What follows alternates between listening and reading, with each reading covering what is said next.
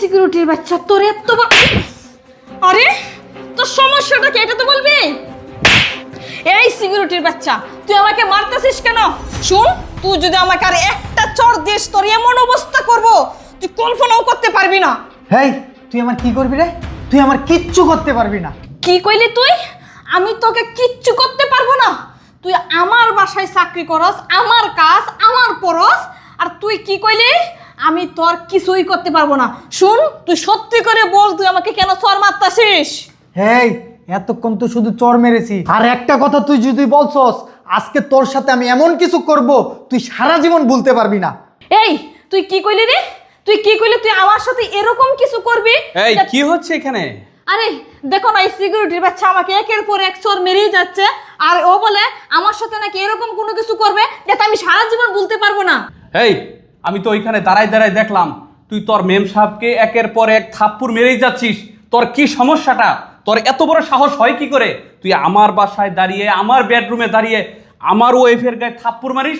আপনি সাহসের কি দেখছেন? আজকে আমার মুখ দিয়ে যেটা বাইরেছে আমি আজকে এটাই করবো। এই দেখছো দেখছো, এর সাহস তো দিন দিন বেড়েই চলছে। একে তো আমাকে চোর মারলো, আবার তোমার সামনে দাঁড়িয়ে আমাকে বলতেছে ও নাকি আমাকে একটা কিছু করেই ছাড়বে।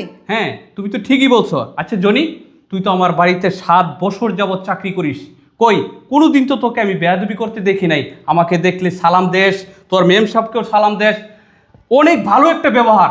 আর আজকে তোর এমন কি হলো তুই এরকম অস্বাভাবিক একটা আচরণ করতেছিস? স্যার, আমি তো আজকে অস্বাভাবিক আচরণ করতেছি। আপনি যদি আমার জায়গায় থাকতেন আজকে ম্যাডাম রে মারতে মারতে এখানে কুতে ফেলতেন।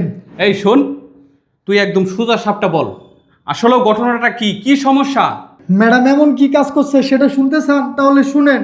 স্যার, আপনি তো জানেন 1 বছর ধরে আমার কোনো ছুটি দেন না, আমি 1 বছর ধরে বাড়ি যাই না। আজকে আমার বাবা গ্রাম থেকে আসছিল আমার লগে দেখা করতে, ম্যাডাম তো তারা গেটে ঢুকতেই দেয় নাই, বরং বাবার গায়ে হাত তুলছে। স্যার, আমার বাবার অপরাধ কি ছিল জানেন?